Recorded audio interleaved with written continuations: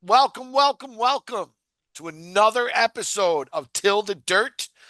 This is the Shahs of Sunset Rewatch, where I watch old episodes of Shahs that I've never seen prior to. I got a great dirty here today, a great Shah fan.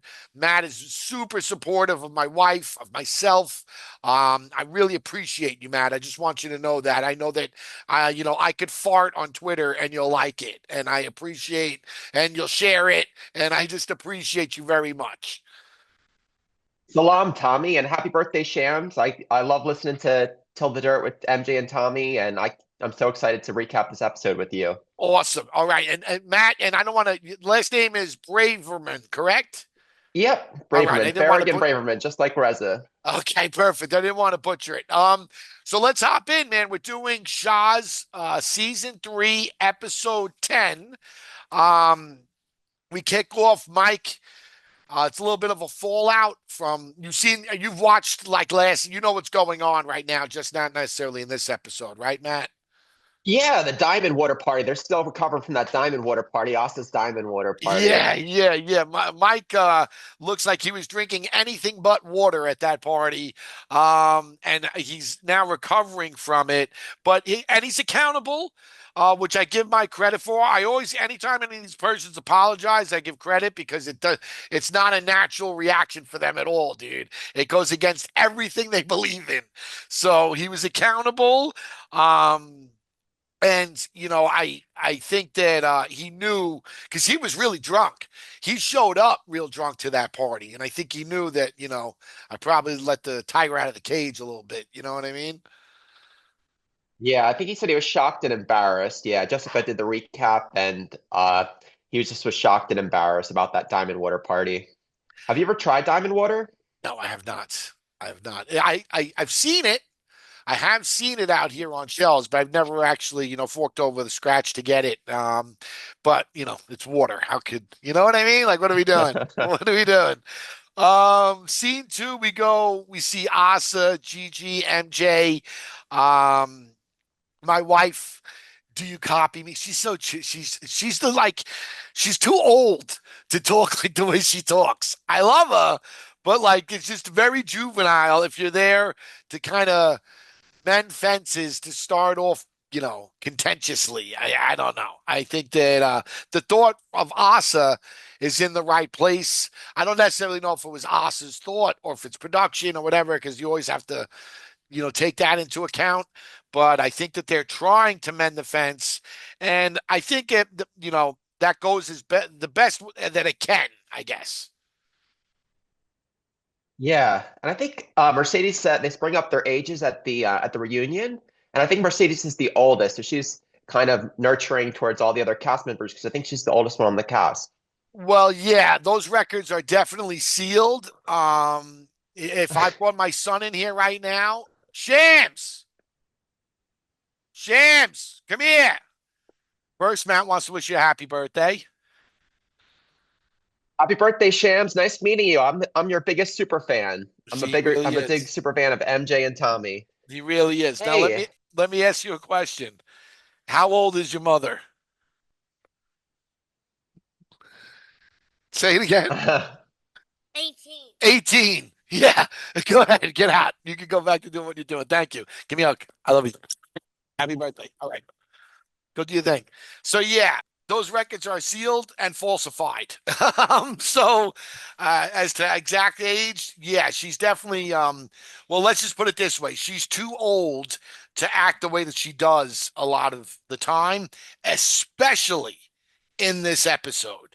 Um, you know, uh Gigi's still mad that my wife hangs out with Layla, which I don't understand the problem with that. Like, I don't understand why, Layla was the first one in the hospital to visit my wife when Shams was born. Layla has always been more of the friend to my wife than Gigi ever has since I know my wife.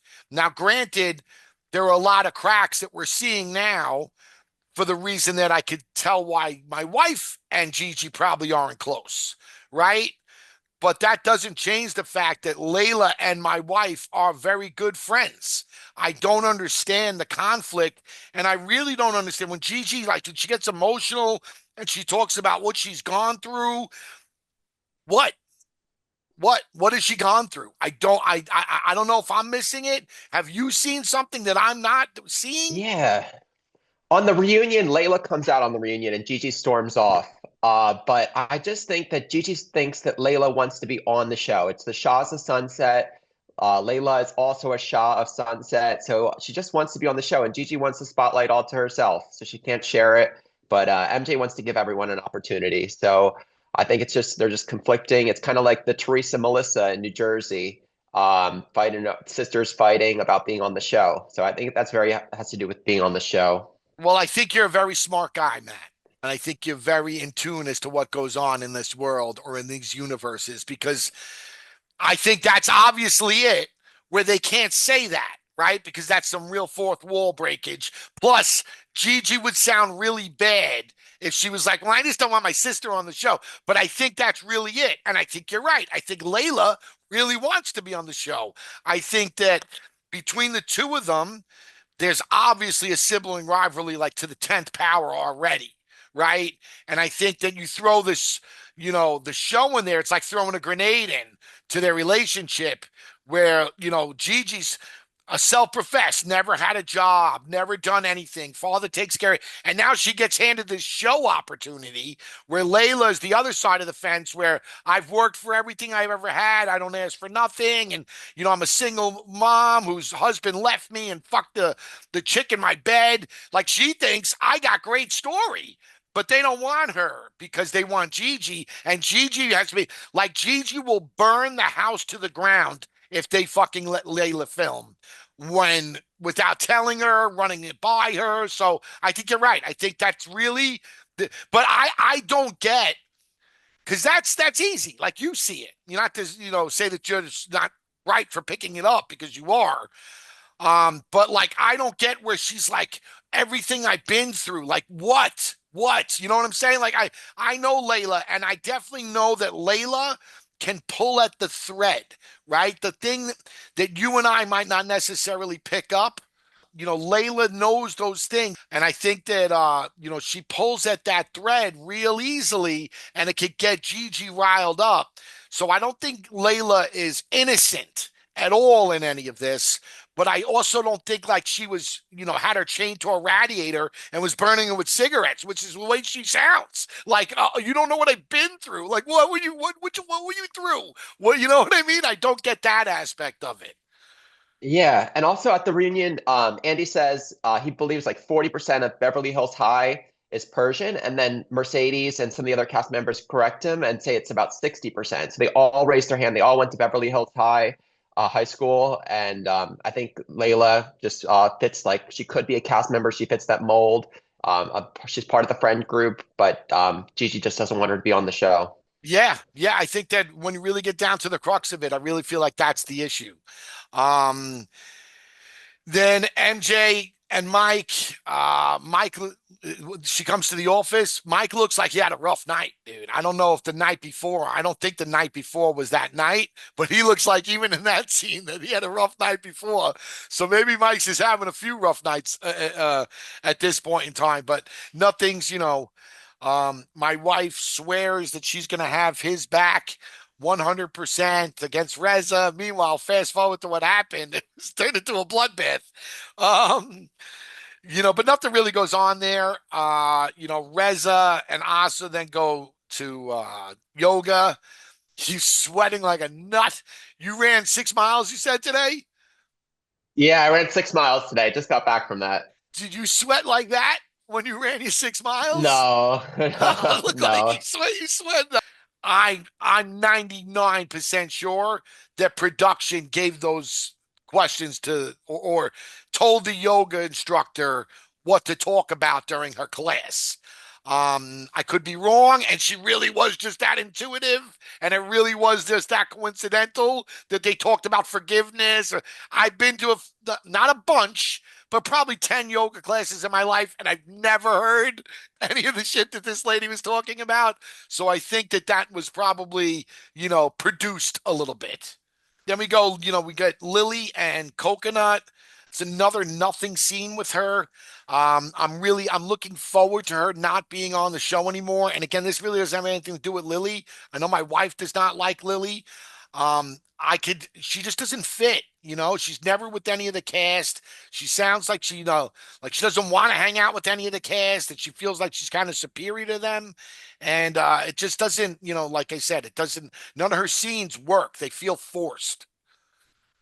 Yeah, Lily, this is Lily's last season, and then you and Asifa come in, Gigi's friend. So someone a little closer to the group, is friends with Gigi, a close, tight relationship. Because Lily came on with Reza, and now they're not even friends anymore. So she lost her connection to the group, and they just bring in those new cast members for And next season. this is when I come in. I come in next year. I don't even know. Yeah, Okay, yeah, coming next year. All right.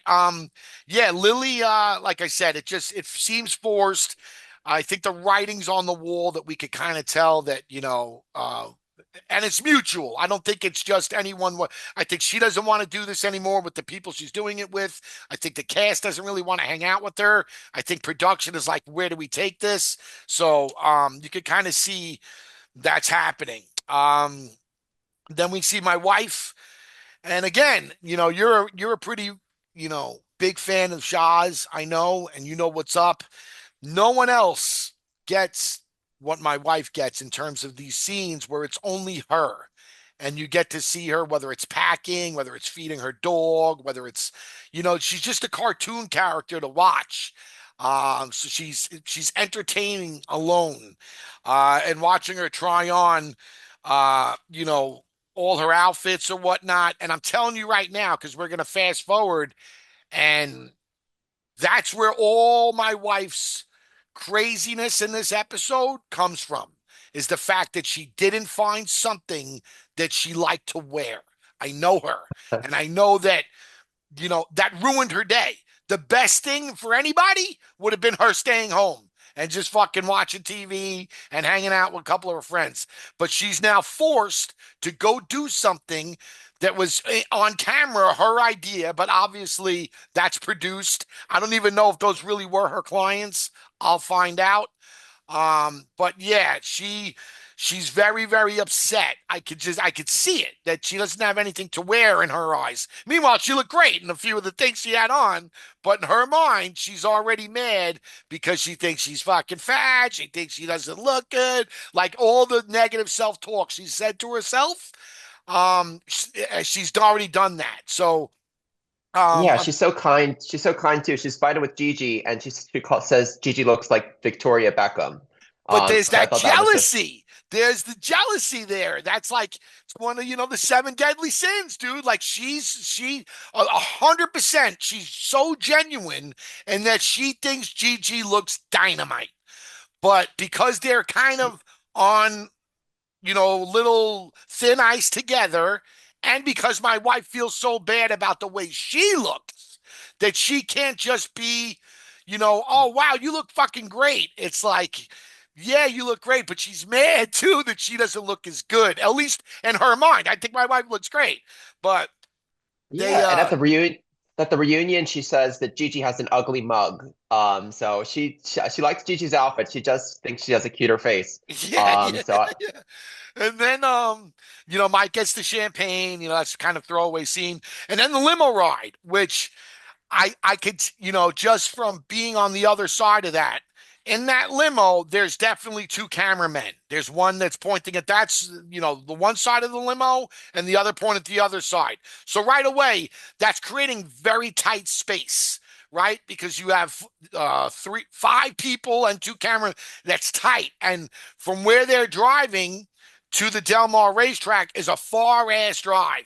And it's a recipe for disaster. What they're doing. They're putting these people in a tin can with a lot of booze, and you could just see it getting uncomfortable. Rez is the only one that's kind of, like he's good. He's kind of not trying to jump in or trying to make it.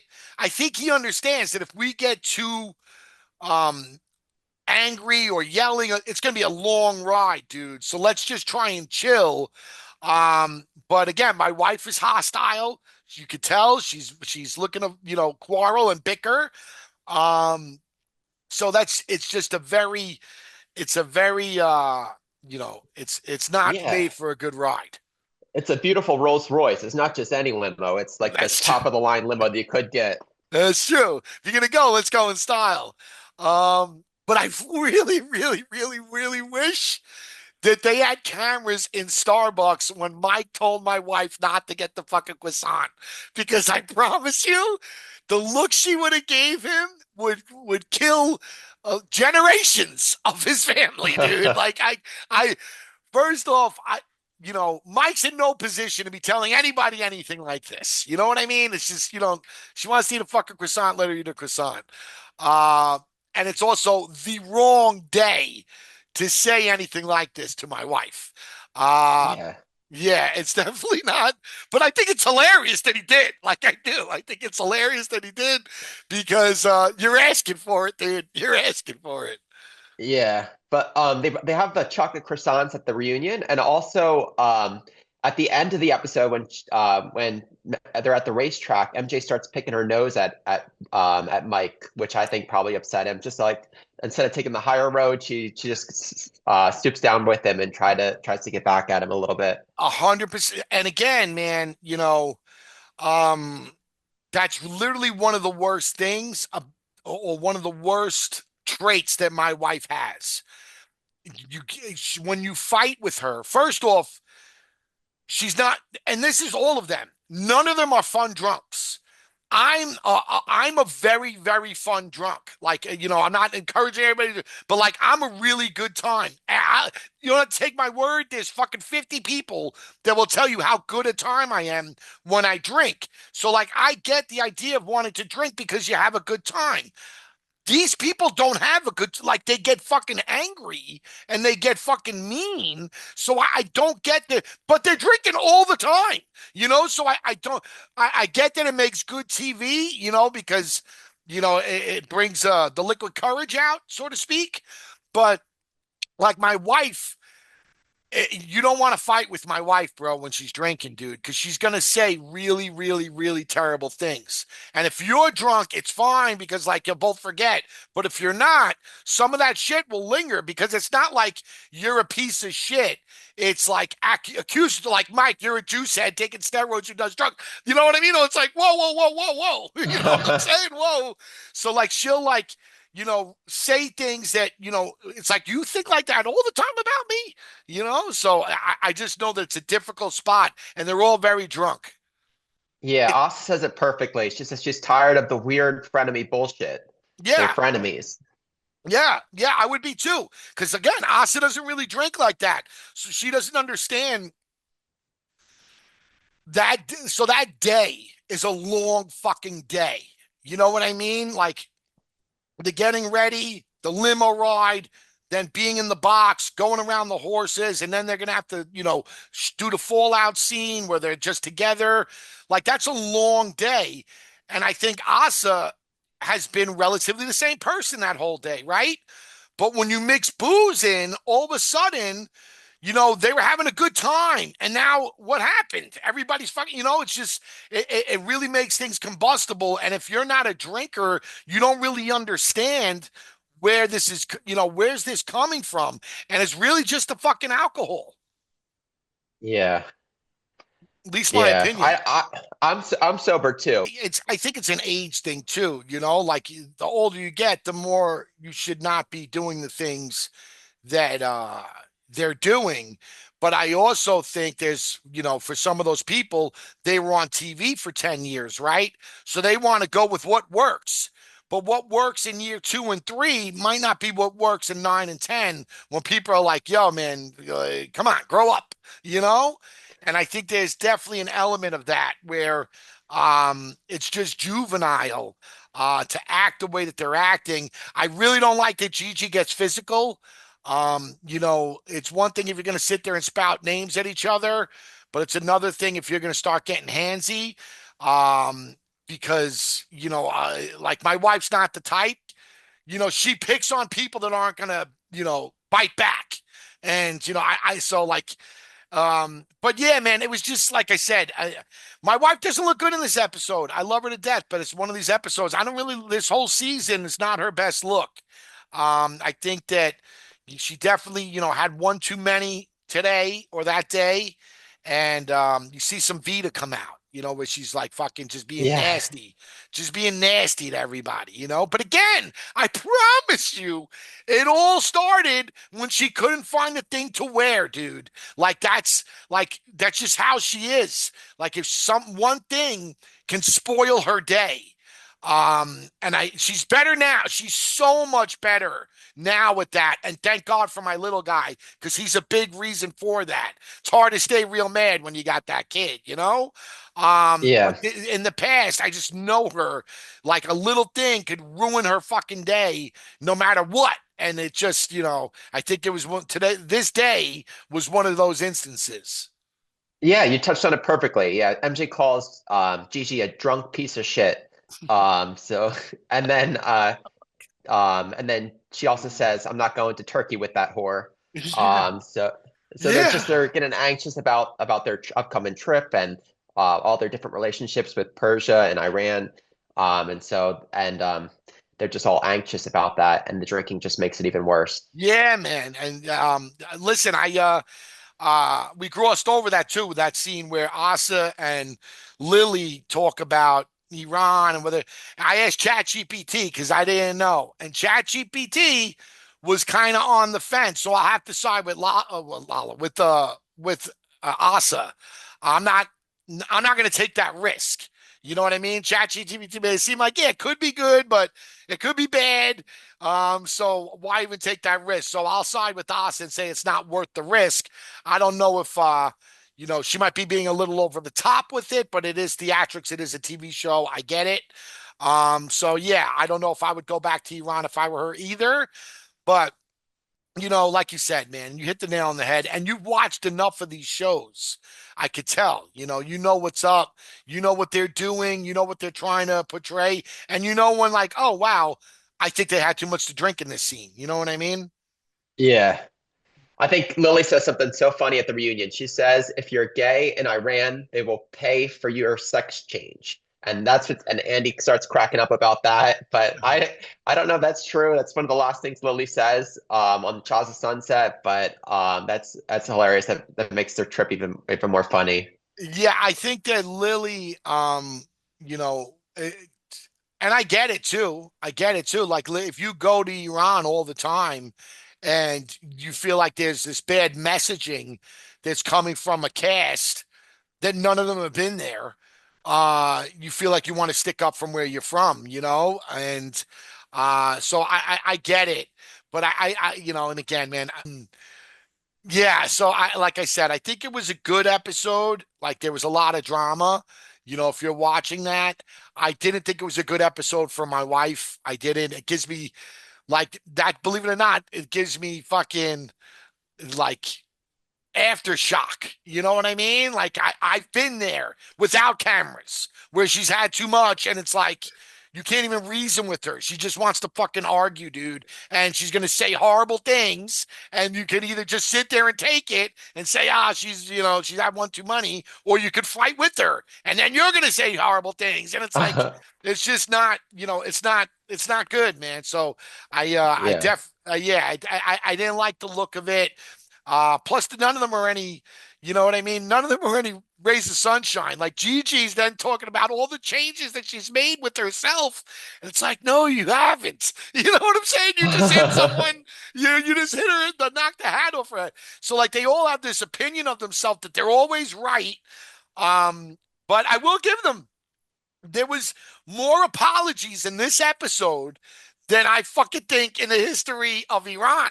You know what I mean? Like Mike said, took accountability. Gigi apologized to my wife. My wife apologized to Gigi. All that we got one out the window real quick. But then Reza and Mike had a moment where they apologized. And I think that, Reza knows he's wrong. You know what I mean? Reza was wrong for what he did. Mike was right for what he did. And I think that Reza could be mad that Mike didn't kind of reach out, but at the end of the day, he fucked up, and Mike was trying to stick up for someone that no one else was going to stick up for. So I don't think you could hold that anger too much, you know, Yeah. you know what I mean? Saying the F slur on Bravo, I just don't think that's a great idea. I think Reza's still trying to find his own identity, and Mike calls him like that bully that would bully people on the playground. So sometimes I think Reza's just trying to find his own identity, and it's still coming out in the TV show where some of the other cast members are just expressing their identity and trying to do fun activities and trying to work on the relationships together rather than Reza still working on himself. Yeah, and I think that at the same point in time, Reza is like the a personality to drive the show, right? He's so like it's a lot on his shoulders to ask someone to drive the show and be all this. And like you said, still doesn't really know who they are yet. It's a lot to ask, it's a lot to take in. And I think that um like he knew already not to continue to belabor this fight, because at the end of the day, Mike did. I respect Mike sticking up for the kid, and Mike shouldn't have left. Mike stood there and left. I mean, while they left, and I think that, now that Rez has had, conversations with others and therapy, and then sitting down with Sasha, I think he knows that that was misguided. It's not worth continuing to be mad at Mike over this when I was wrong. You know what I mean? It's like Yeah, considering to be mad at if you murdered someone and and mad at them because like they didn't, help you bury the body. You know what I'm saying? yeah. And it's like, so again, man, this was definitely an entertaining show. It was this episode. There was a lot going on. There was a lot of drama. I've heard that Buttery Croissant line, you know, 10,000 times, and I never knew what it was about. I had never had an idea, and now I know what it's about, and it's hilarious to me. I get why that was a running through line, because any woman does not want to hear from a man, you shouldn't eat that. You know what I'm saying? Yeah, Especially when she's had a bad day. So, and Reza was yeah. right. That was one of the, like, Reza was a million gazillion percent right. That if they just let her eat that fucking croissant and didn't say shit, the day might have not went up in flames. Yeah, definitely. And I Yeah. have a great story about MJ. When I was at BravoCon in New York, Okay. I asked a question at one of the panels that MJ was on, and I just said that Tamara Judge, her husband, Eddie Judge, blocked me on Instagram. And so I said just if he could unblock me. And then Tamara starts freaking out. She said it's because you hit on him and he doesn't like people hitting on him. And so MJ jumps in and she says, Matt DMs me all the time. We talk all the time on Instagram, and Yeah. she's loyal. She's loyal to That's all not her you, friends, all dude. her followers. That's not you. That's not the Matt that I know. So I would have stuck up for you too, dude. Like, yeah, that's not, I'm sorry. That's not the Matt I know. The Matt I know is very loyal. He's a great, great, great, great dirty. You're a great fan. I appreciate you, Matt. I just want you to know that. That's why I reached out to you and I wanted you to do one of these with me so that you know and you can hear from me how much I appreciate that you're out there, or that there are people out there like that rooting for us. Thanks so much, Tommy. I love the podcast. I'm wearing my Jeff Lewis Live merch today because MJ's on Jeff Lewis Live. Yeah. But yeah, I can't Yeah, wait. I I can't wait for what's appreciate you next. so much, man. We really do. Thank you for sitting down. Thank you for doing this with me. I know you have a busy day, and I appreciate that. I was a little late, so thank you again from the bottom of my heart.